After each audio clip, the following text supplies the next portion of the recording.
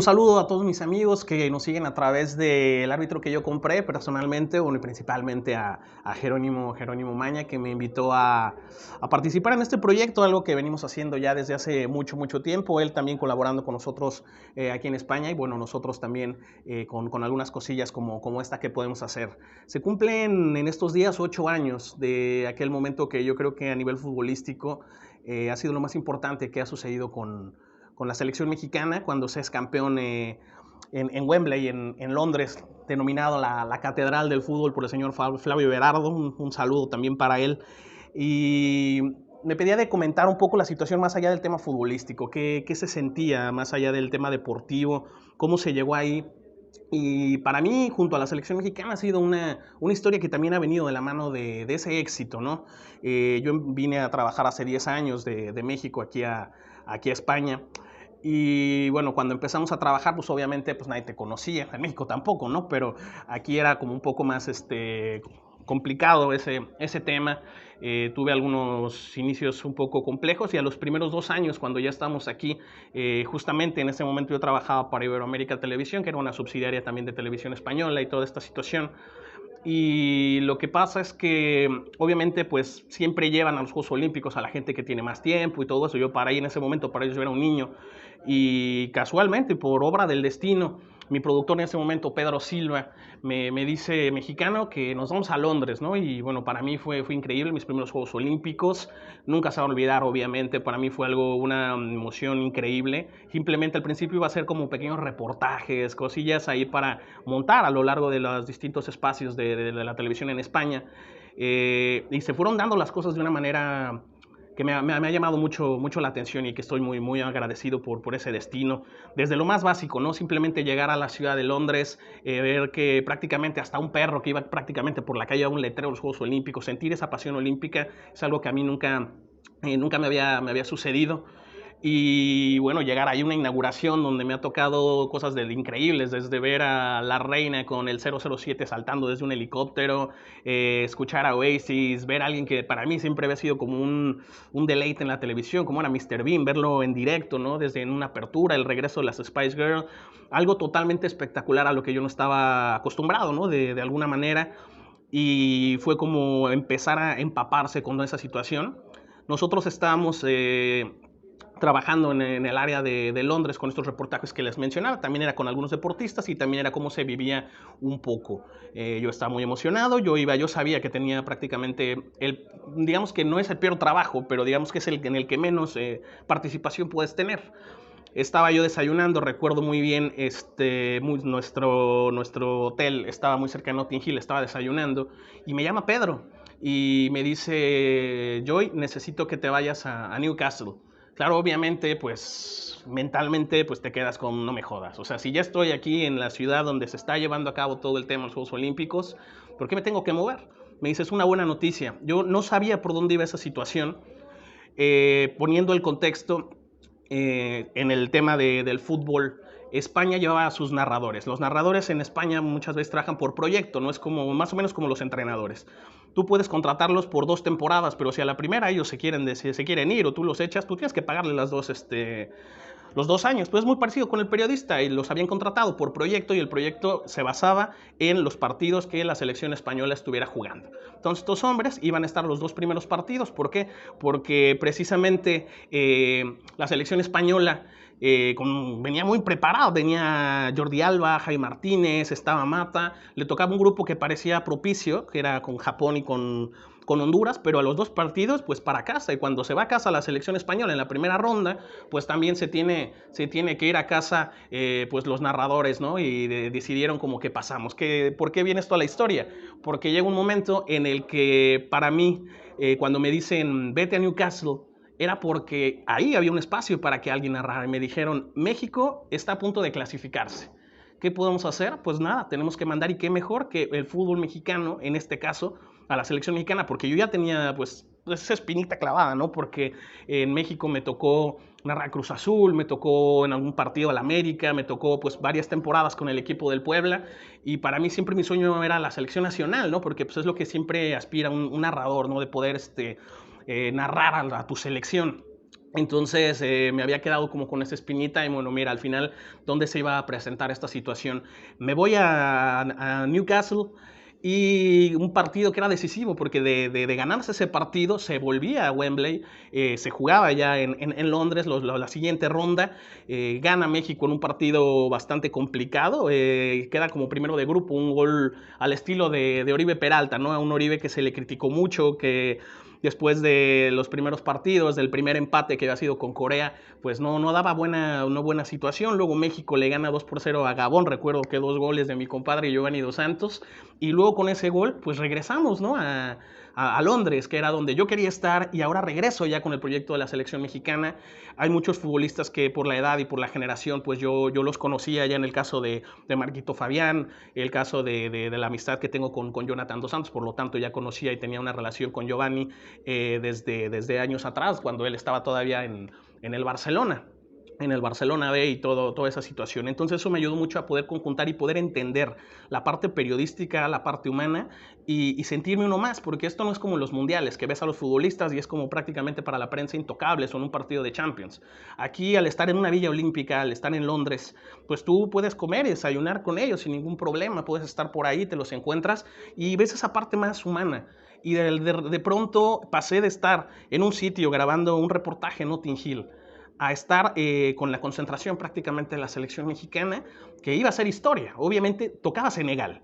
Senegal, no sé cómo explicarlo. La primera vez que cuando llegamos al estadio, pues la gente que conoce, por ejemplo, a Kino, a Chuy, pues son personas muy delgaditas, muy el mismo Herrera, pues pequeñito. Luego veías a los de Senegal y decías, oye, pero pues en serio, estos tienen esa edad, porque era como cuando ves a Eto'o o Zlatan, pero bueno, como bien mencionaba, y me lo dijo alguna vez Michael Robinson, me decía, Joy, la ventaja del fútbol es que a los futbolistas, por muy grandes o muy atléticos, es que nunca los vas a cargar, todo depende de cómo puedas enfrentarlos, y eso fue lo que sucedió con Senegal. Fue un partido que parecía muy a modo, el minuto 70 se ganaba 2-0, el equipo mexicano, pues lo que no quería Tena, ¿no? Se tira un poco atrás, un poco con tranquilidad, al minuto 70 dices, bueno, ya estamos en la siguiente ronda, ¿no? Que venga lo que sigue, que hasta el momento estamos soñando.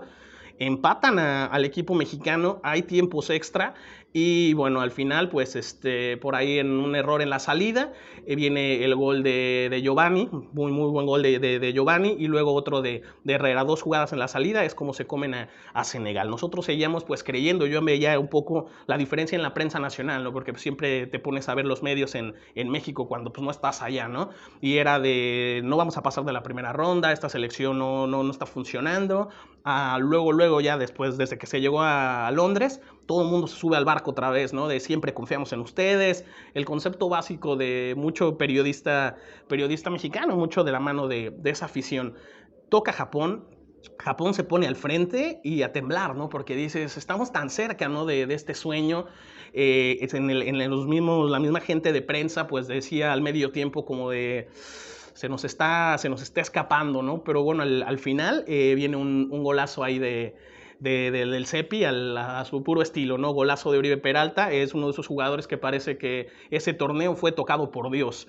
Cualquier jugada en el entrenamiento, hasta en el FIFA, jugando ahí en la Villa Olímpica, sabías que tenía la pelota Oribe, que eso iba a terminar claramente en gol, y al estilo del Cepi, pues mete a México con ese gol, y bueno, más tarde un gol de Cortés más por ganas, que como se dice aquí, ¿no? Se lo cocinó y se comió solo ese gol, y de la nada, el sueño tanto de los futbolistas como para la gente de prensa, como en esta experiencia que les estoy contando, pues era como si nosotros hubiéramos llegado a la final. Una noche antes, pues los futbolistas se van a dormir temprano, tal. Yo no pude dormir esa noche. Y eso que yo no jugaba. Luego lo hablaba con Giovanni y me dijo lo mismo, eso ya días después. Me dijo, es que un día antes yo no pude dormir. Y eso que Giovanni se había lesionado y yo pues no iba a jugar ese partido. Entonces yo le decía a Giovanni y le digo, compadre, es que imagínate, si yo que era periodista, tú que no ibas a jugar, no pudimos dormir y estábamos nerviosísimos, imagínate cómo estaba Chuy, cómo estaba Oribe, ¿no? Estos futbolistas que con mucha experiencia, pues era la primera vez que podías hacer algo y llegabas al día más importante de la carrera para muchos. Una de las cosas que si tienen la posibilidad de ver el documental de oro que ha salido del Campeonato de México, se hace mucho énfasis en la palabra trascender. y dice trascender, trascender, trascender. Esa mentalidad la llevó el profe Tena durante todo el tiempo y él decía, hay que trascender como en una fiesta. Hay que ser los primeros en llegar y los últimos en irse de la fiesta, y esa cerecita del pastel pues es llevarte la tarta, que en este caso era pues poder ganar el campeonato. Despertamos muy, muy nerviosos. En México, bueno, obviamente por la diferencia de tiempo, también fue muy, muy, muy de madrugada, muy temprano, ¿no? Madrugada muy temprano en México, y se respiraba como un ambiente tenso. Pero yo creo que una de las cosas que más me agradó es que individualmente y fuera de micrófonos yo hablaba con algunos futbolistas y todos decían, venimos a ganar. O sea, no es como de ya tenemos la medalla de plata, ya cumplimos. Sí, ya habías cumplido, obviamente, pero si llegas a un sitio es para ganar, ¿no? La mentalidad que tenían estos chicos venía de una generación muy importante, venía de la generación del mismo Giovanni, de Carlos Vela, de Villaluz, de esta generación de Chucho Ramírez, donde siempre decíamos es que no se puede hacer, tal, y se le ganó a Brasil. Para mí el proceso, este proceso ganador, empieza en Brasil, con Brasil, allá en Perú, cuando se le gana con una autoridad en un campeonato, sí, sub-17, pero no deja de ser un campeonato del mundo, y ganar la final a Brasil, y culmina este proceso justamente contra Brasil. Parece como un guión totalmente preparado, ¿no? Incluso por el mismo documental que les menciono, que si tienen la posibilidad de ver, estaría espectacular. Y empieza el proceso muy temprano, todos tenían la confianza de que sí se podía ganar.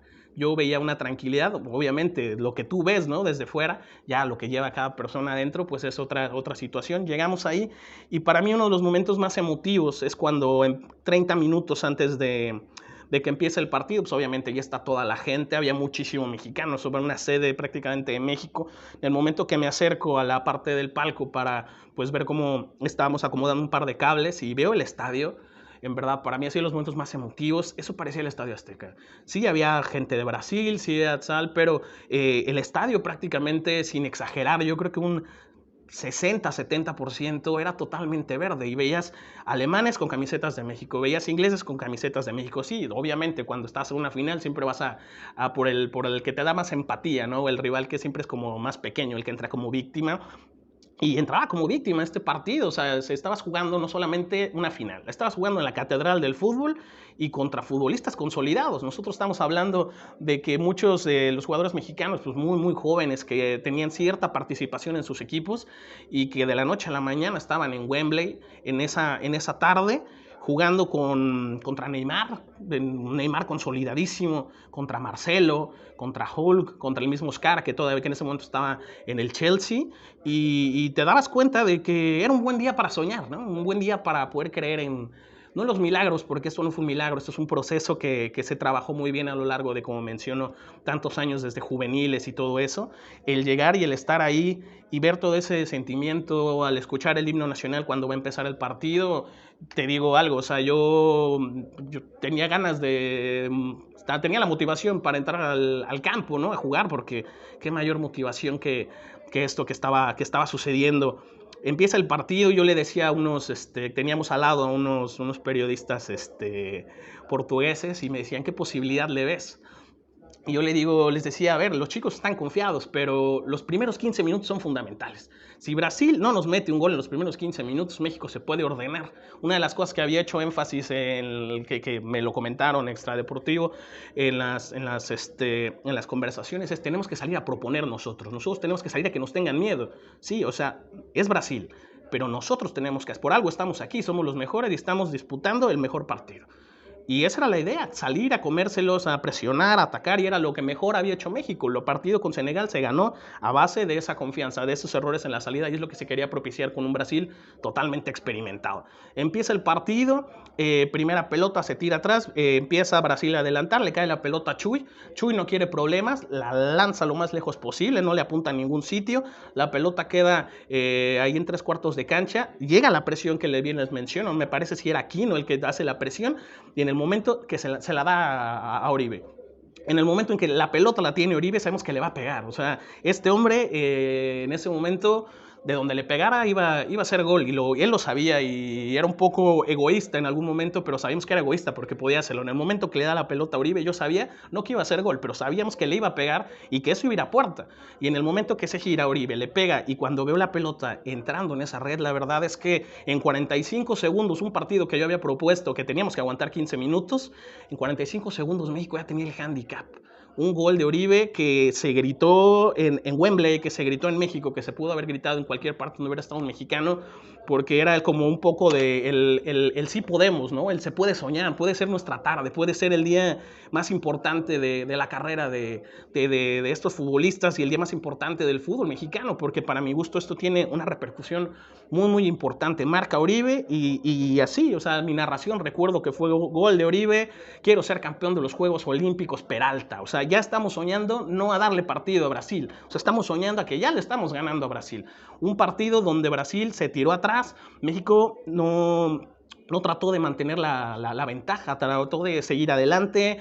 Marquito Fabián tuvo una buena posibilidad. Llega al medio tiempo y ahí es cuando nos ponemos nerviosos, ¿no? ¿Qué va a ajustar Tena? Los mismos periodistas me decían, oye, es que no pensamos que México fuera a tener este resultado. Y le decía, compadre, yo tampoco, ¿no? O sea, yo creo que ni en mis más aventurados pronósticos pensaría que México iba a estar al medio tiempo ganando 1-0 y dándole cátedra a la selección de Neymar.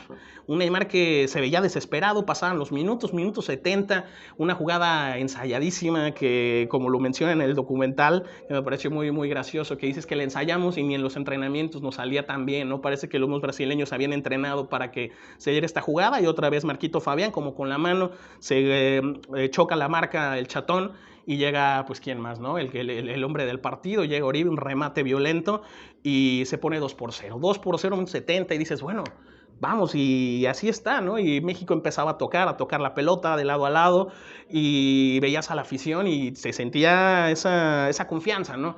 Llegó un momento que ya al minuto 80 yo dije, pues sí, o sea, ya, ¿por qué no? Ya darle ese voto de confianza, ¿no? Y que venga el tercero y te creces, ¿no? Como los futbolistas. Minuto 90, una de las jugadas, de las cosas que siempre te dice, no tienes que dejar botar la pelota cuando la vas fildeando y eres menos el último hombre, no alcanza a darle, me parece también, creo que, no sé si fue Aquino, no recuerdo muy bien, bota la pelota, llega Hulk, le pega por el lado derecho, se le va a Chuy Corona. Chuy, un torneo impresionante, ya es que si sacaba esto Corona. Y también creo que también esto vino de la mano de darle más emotividad al partido, porque te quedan 4 minutos y te quedas como, es que no es posible, ¿no? Porque sabemos que si nos empatan, la moral se te viene abajo y pues nos van a comer, ¿no? Y otra vez te rondan los fantasmas de la mediocridad, como yo lo veía, incluyendo mi manera de pensarlo, porque yo decía, ahora damos un buen partido, nos empatan, tiempos extras y en penales, pues como siempre, ¿no? De vuelta a casa y decir, jugamos como nunca y perdimos como siempre, y nada, esos fantasmas fueron esos 4 minutos, a mí se me hicieron 8 minutos, 10 minutos, y es lo que mencionaba, yo ni siquiera estaba jugando, pero yo veía cada jugada, yo decía, pero ya revienten la pelota, y México estaba jugando a eso, todavía tiene una jugada ahí Marco Fabián, que pasa muy, muy cerca, que hubiera dejado ya las cosas muy tranquilas, pero bueno, en el mejor de los scripts viene una jugada, la última jugada, viene un cambio de juego, me parece, de Neymar, le cae a Hulk recorta y saca un centro. Un centro que, como la única manera que podría citarlo es como Andrés Iniesta cuando fue campeón del mundo, que dice, escuché el silencio en el momento que él remataba.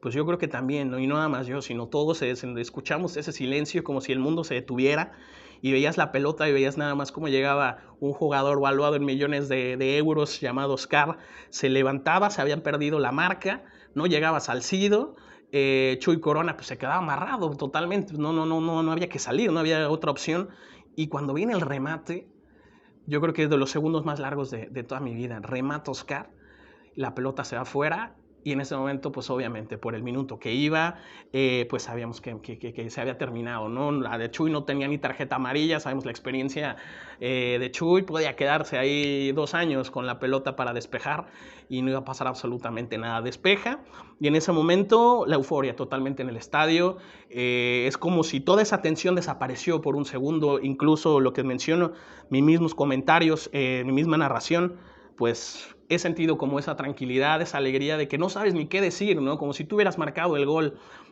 no sabes cómo expresarlo. Aparte tienes que ser de alguna manera emotivo, pero tienes que ser muy objetivo también, porque esa narración no era para México. No podía hacer un Martinoli, no podía hacer un Raúl Orbañanos, porque eso iba para España.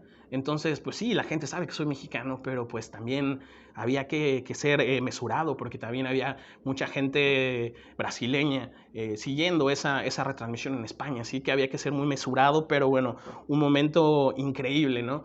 Hace muchos años yo me acuerdo justo viendo una transmisión con Jerónimo Maña en casa de otro gran amigo, Alex Herrera, que seguro verá esto, le envío un saludo al buen Ale. Estábamos viendo unos Juegos Olímpicos también, me parece, y estábamos viendo una narración en la que México gana la medalla y Toño Rosique se pone a llorar. Y mucha gente criticó toda esa situación, ¿no? De por qué llora, tal, que está en directo, y esa emoción. Y realmente les digo algo, es que esa emoción, hasta ese día yo lo entendí. Hasta ese día descubrí que esos 11 jugadores que estaban en el campo no solo representaban a México como selección, representaban a México como un factor social, como esa gente que sueña en algo, ¿no? Que decimos muchas veces de vamos a intentarlo. No, no vamos a intentarlo, vamos a hacerlo, vamos a soñar.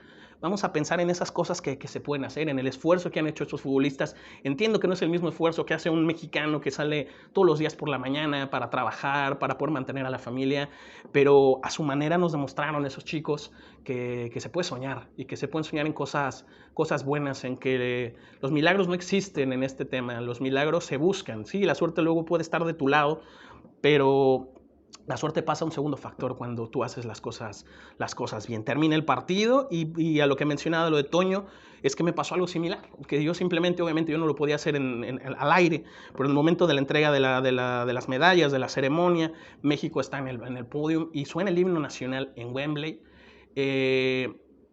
Si yo pudiera elegir mi historia favorita en mi corta vida o larga vida, como lo queramos ver en este tema, sin duda me quedo con ese momento.